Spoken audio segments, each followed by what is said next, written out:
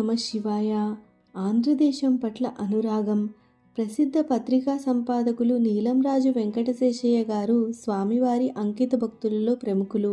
వారు స్వామివారిని తొలిసారిగా దర్శించినప్పుడు వ్రాస్తూ 4:30 గంటలు స్వామి ముచ్చటైన తెలుగులో నేటి మన ఉపన్యాసకుల ధోరణిలో కాక మన పూర్వులు మాట్లాడుకునే సరళమైన వాడుక భాషలో మాట్లాడారు. కాకపోతే అరవ దేశంలో స్థిరపడ్డ తెలుగు ప్రజల యాస మాత్రం అక్కడక్కడ కొంత తొంగి చూసింది. పండితుల పదాడంబరం మాట వరుసకైనా కానరాలేదు. పదం కోసం వెతుక్కోవడం లేదు. తరంగం లేని సముద్రంలో పడవ నడిపినట్లు ప్రసంగం యావత్తు ఆశుకవిత్వంలాగా సాగింది. యావత్ భారత జాతికి కలవరపరిచిన ప్రధాన సమస్యలను గురించి యుక్తాయుక్తంగా అనుద్వేగంగా ప్రసంగించడం అందరికీ సాధ్యం కాదు. అంతసేపు నేను నా మిత్రుడు శ్రోతలుగా చెవులప్పగించి స్వామి ప్రసంగాన్ని విన్నాము.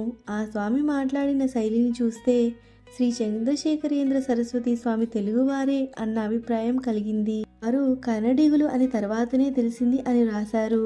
1964లో వేరొక పత్రికా సంపాదకులు శ్రీ ఏఎస్ రామన్ గారు పరమాచార్యులను 4 గంటల సేపు తెలుగులో ఇంటర్వ్యూ చేశారు. స్వామి ఇంటర్వ్యూ ముగింపులో నీ ప్రశ్నలన్నింటికీ సమాధానాలు వచ్చినవా? నేను మాట్లాడిన తెలుగు సరిగానే ఉన్నది కదా అని అన్నారు. 1985లో లక్కిరెడ్డిపల్లిలో దర్శించిన నీలంరాజు వెంకటశేషయ్య గారితో తెలుగు మాట్లాడే అభ్యాసం తప్పిపోవడం చేత భాష మరచిపోతున్నాను అంటూ స్వామి నెమ్మదిగా తెలుగులోనే మాట్లాడారు. 1930లో స్వామి తిరువణ్ణామలై నుండి వెళ్తూ మధ్యలో అడయపాలెంలో వెళ్లారు. 300 సంవత్సరాల పూర్వం అయ్యప్ప దీక్షితులు వాసం చేసిన చోటు అది. దీక్షితులు గొప్ప అద్వైతి, గొప్ప శివభక్తుడు. అయ్యప్ప దీక్షితుల సేవను విస్మరించరాదని ఆయన జయంతిని సంవత్సరం జరపాలని అడయపాలెం వాసులకు స్వామివారు ఆదేశించారు.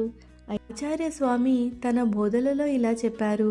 ఆంధ్రలిపి వామావర్తమైనది, అనగా ఎడమ పక్క చుట్టి వ్రాయబడేది. ఆంధ్రదేశం త్రిలింగ మధ్యమంలో ఉంది. ఇక్కడ విద్యాభ్యాసం ఓం నమ శివాయతో ప్రారంభమవుతుంది. పంచాక్షరి యజుర్వేద మధ్యమంలో ఉంది. అందుకే అయ్యప్ప దీక్షితులు యజుశాఖీయులుగా జన్మించటం కూడా సుకృతం అన్నారు. దేశం త్రిలింగ మధ్యమం, లిపి వామావర్తం, వేదం యజుర్వేదం. అందుకే స్వామివారికి ఆంధ్రదేశమన్నా, ఆంధ్ర భాష అన్నా, ఆంధ్రులన్నా ప్రత్యేక ఆదరం. కథనం గురించి తెలుసుకుందాం. తిరుప్పావై తిరువెంబావై గానం ఆచార్య స్వామిలో శైవ వైష్ణవ సమన్వయం సూచించే మరొక ఉదాహరణ. వారు ప్రతిపాదించి ప్రచారంలోకి తెచ్చిన తిరుప్పావై తిరువెంబావై గానం 6వ శతాబ్దానికి చెందిన మాణిక్యవాచకర్ ఈశ్వరునికి ప్రీతిగా పాడిన భక్తి గీతాలు. తిరువెంబావై వారి రచనల సమాహారమే. తిరువాచకం భక్తి గీతాలలో తలమానికమైనది. తిరువాచకం కాకపోతే మరేది కలిగిస్తుంది అనేది తమిళ దేశపు నానుడి. పన్నిద్దరాళ్వారులలో ఒకరైన గోదాదేవి శ్రీరంగనాథుని గూర్చి రచించిన మధుర భక్తి గీతాలే తిరుప్పావై. ఆ రెంటిని స్వామివారు పాడించేవారు. 1950 డిసెంబర్లో తిరువైడై మరుడూర్లో ఆచార్య స్వామి ఈ 2 గీతాలు గానం చేయబడాలని ఆదేశించారు. 1 వారం పాటు నిర్వహించిన ఈ ఉత్సవంలో ప్రముఖ వైష్ణవ పండితులెందరో పాల్గొన్నారు. తమిళనాట ఈ ఉద్యమం కొన్ని సంవత్సరాలు నిర్విరామంగా సాగింది. వేలాది మంది బాలులు ధనుర్మాసంలో తిరుప్పావై తిరువెంబావై గీతాలు ఆలపిస్తున్నారు. ఇకపై మనం తొలి పాశ్చాత్య దర్శకుడు పాల్ బ్రంటన్ గురించి తెలుసుకుందాం. 1931 జనవరిలో శ్రీవారు కుంభకోణం మకాంలో ఉన్నారు. పాల్ బ్రంటన్ అనే లండన్ ఫోరం పత్రికా విలేకరి స్వామిని దర్శించారు.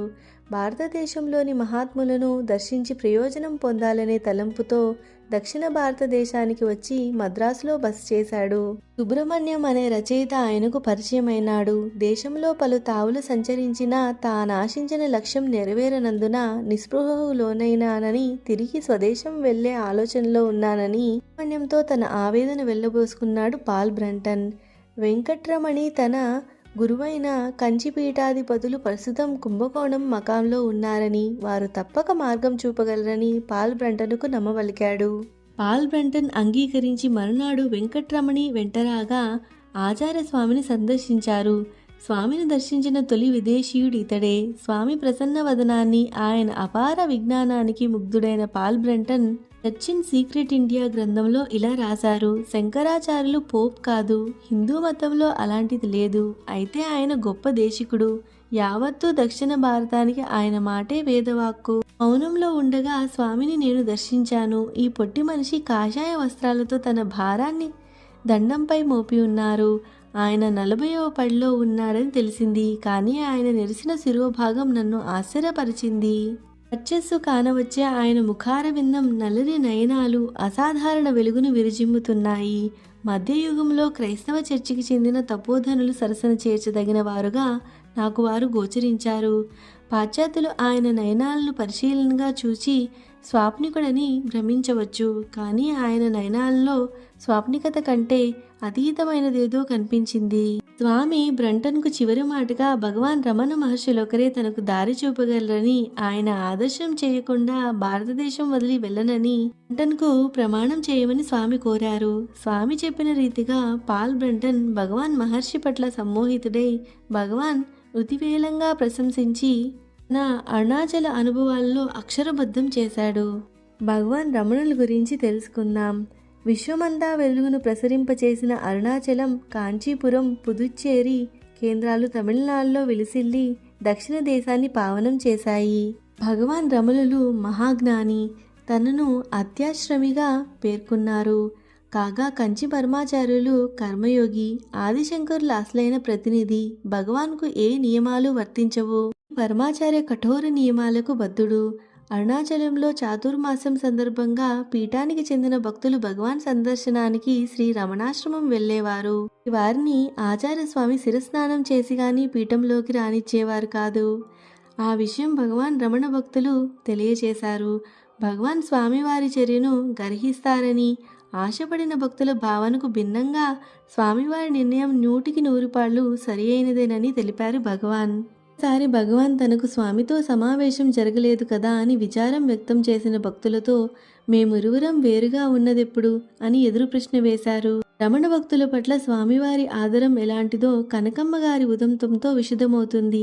పొనక కనకమ్మ నెల్లూరు వాసి. 1958లో మద్రాసు స్వామిని దర్శించగా 3 ప్రశ్నలు వేశారు.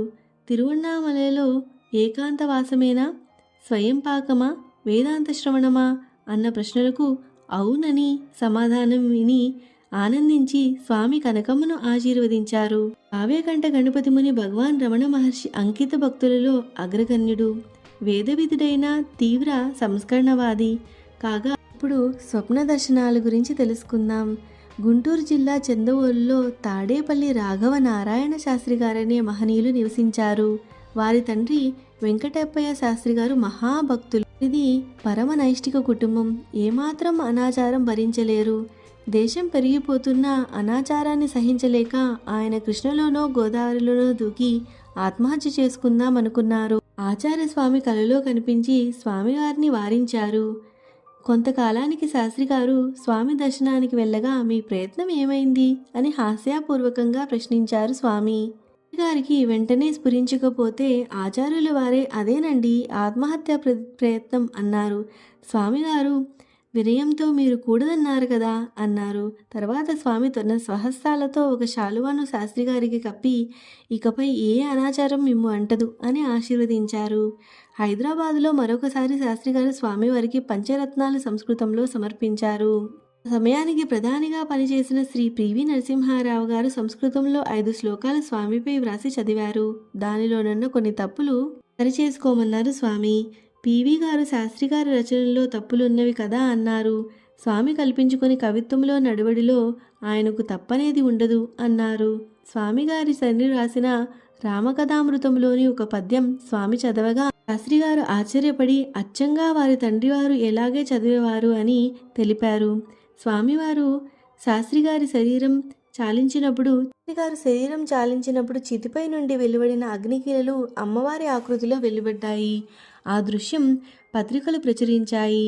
చిట్టుగూడూరు సంస్కృత పండితులు వరదాచారికి కూడా మరణశయ్యపై నున్నప్పుడు స్వామి స్వప్నంలో దర్శనమిచ్చి మీకింకా ఆయుష్ ఉందంటూ అభయమిచ్చారు. ఫలితంగా వారు తర్వాత చాలా కాలం జీవించారు. గుంటూరుకు చెందిన జమ్మల మడక మాధవరామశాస్త్రి గారు శ్రీ విద్యోపాసకులు.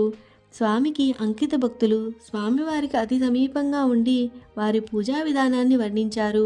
వారు శరీరం చాలించే సమయం ఆసన్నం కాగా మీరు నిత్యం పూజించే శ్రీచక్రాన్ని విశ్వయోగి విశ్వంజీకి అందచేయండి అని స్వప్నంలో ఆదేశించారు. విశ్వయోగి విశ్వంజీకి కూడా స్వామి కలలో కనిపించి మాధవరామశర్మ మీకు రేపు శ్రీచక్రాన్ని అందచేస్తారు అని తెలిపారు. మాధవరామశర్మ గారు ఆచార్యుల వారి ఆజ్ఞను పాటించి ప్రశాంతంగా శరీరం విడిచి వెళ్లారు. ఇంకొక కథనం తెలుసుకుందాం. నీలం రాజు గారి అనుభవాలు. ఆంధ్రప్రభ సంపాదకులుగా ప్రసిద్ధులైన నీలంరాజు వెంకట శేషయ్య గొప్ప రామభక్తులు. ఆచార్యస్వామి తొలి దర్శనంలోనే శేషయ్య గారిని ఆకట్టుకుని అంకిత భక్తునిగా చేసుకున్నారు. 1949లో రాజ్యాంగ నిర్మాత మతాన్ని ప్రాథమిక హక్కుగా పొందుపరిచే విషయం విస్మరిస్తే స్వామివారు కలుగచేసుకుని రాజ్యాంగ ప్రకరణంలో వాడవలసిన వాక్యాలను సైతం నిర్దేశించి లోకోపకారం కావించారు. ఈ మహత్తర కృషిలో శేషయ్య గారు స్వామివారి ప్రతినిధిగా పాలుపంచుకున్నారు. 1927 అక్టోబర్ 15న నెల్లచెరికి గ్రామంలో మహాత్మాగాంధీ పరమాచార్యుల అంతరికంగా గోష్ఠి జరిపారు. ఆనాడు గాంధీజీ వెంట వెళ్లిన రాజాజీ కూడా ప్రాంగణం వెలుపలే ఉండిపోయారు. బాపూజీకి సాయంత్రపు భోజనం వేళవుతుందని జ్ఞప్తి చేయడానికి రాజాజీ వెళ్ళగా ఇప్పుడు స్వామితో జరిపే సంభాషణ ఈనాటి సాయంకాలం భోజనం అని సెలవిచ్చారు మహాత్ముడు.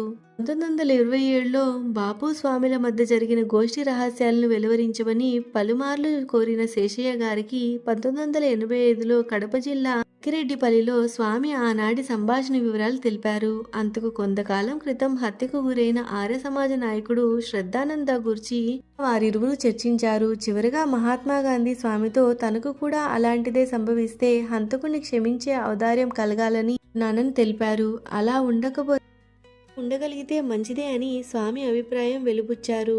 చిత్రంగా 1948 జనవరి 30న గాంధీజీ హత్యకు గురికావడం, పరమాచార్యతో మనవి చేసినట్లు హంతకుడిని క్షమించడం చారిత్రక సత్యం. ఒకసారి స్వామిని దర్శించిన శేషయ్య గారిని రామేశ్వరంలో శంకర మండపం నిర్మాణానికి విరాళాలు వసూలు చేసుకోమని రమ్మంటూ అప్పటికప్పుడు ఒక భక్తుని కారులో మద్రాసు పంపారు. 1959లో ఆంధ్రప్రభ తరపున రామదాసు ధ్యాన మందిరం నిర్మాణానికి 1,87,000 వసూలు చేయడంలో స్వామివారి స్ఫూర్తియే తన బలం అంటారు శేషయ్య గారు. పరమాచార్య ఆదేశం మేరకు భద్రాద్రి సమీపాన కొంత వ్యవసాయ క్షేత్రం ఏర్పాటు చేసుకుని కొంతకాలం శేషయ్య గారు అక్కడ వాసం చేశారు. అక్కడ ఫారంలో పెరిగిన మారేడు దళాలను శేషయ్య గారు పీఠానికి తెచ్చినప్పుడల్లా స్వామి ప్రీతితో స్వీకరించేవారు.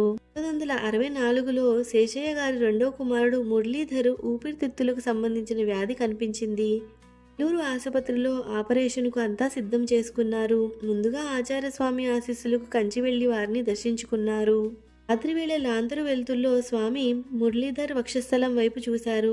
జబ్బు ప్రమాదకరమైనదే, అయినా ఆపరేషన్ వద్దు, ప్రసాదం పుచ్చుకొని ఇంటికి వెళ్ళండి అన్నారు. స్వామి ఆజ్ఞ శిరోధార్యం కదా. శ్రీవారి అనుగ్రహంతో మురళీధర్ 80 ఏళ్లు జీవించి ఇటీవలే స్వర్గస్థులైనారు. 1965 డిసెంబర్లో పరమాచార్య తిరువత్తియూరులో బస చేశారు. నీలం రాజు వారు స్వామి సన్నిధిలో తన షష్ఠిపూర్తిని ఘనంగా చేసుకుని శ్రీవారి ఆశీస్సులు పొందారు. కార్యక్రమంలో సుప్రసిద్ధ సంస్కృత పండితులు జమ్మల మడక మాధవరామ శర్మ కూడా పాల్గొన్నారు. 1967లో శేషయ్య గారిని పశ్చిమ జర్మనీ ప్రభుత్వం ఆహ్వానించింది. అది ఎంతో ప్రయోజనాలు కలిగించే పర్యటన అయినా శ్రీవారి ఆనతి మేరకు శేషయ్య గారు ఆ పర్యటన విరమించుకున్నారు. అదే సంవత్సరం శేషయ్య గారి కుమార్తె వివాహానికి శ్రీవారే కారకులైనారు. నూతన దంపతులు స్వామివారిని ముక్తేశ్వరంలో దర్శించి ఆశీస్సులు పొందారు. ఇంగ్లాండులో ఉంటూ వచ్చిన అల్లుడు పాశ్చాత్య నాగరికతకు లోను కాక స్వామి ప్రభావంతో మన సంప్రదాయానుసారంగా 2000లా సంధ్యావనం చేయడం ఆరంభించారు. శేషయ్య గారు తన అనుభవాలతో పాటు మరికొన్ని ఇతర భక్తులు చేర్చి నడిచే దేవుడు పేరిట స్వామివారి లీలు వెలుగులోకి తెచ్చి ధన్యుడైనాడు. ఓం నమో వెంకటేశాయ.